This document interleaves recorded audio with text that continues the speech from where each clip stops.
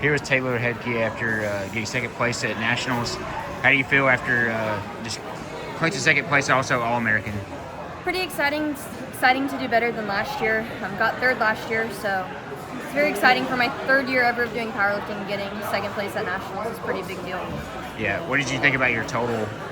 Total was pretty good. It's 2.5 kilos less than my best total, but we were really focused on getting second, so that means more to me than getting a PR today.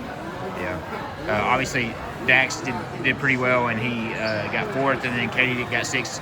How has the day kind of went just for Concordia in general and so far? Yeah, it's very exciting just to see how much of our team has grown. Like Katie and Dax showing up today and getting top 10 is the best thing. I'm so excited to watch the rest of my teammates do really good the rest of the week. And I wish I could be here to watch everyone, but I'll go on to Salt Lake to watch everybody else there.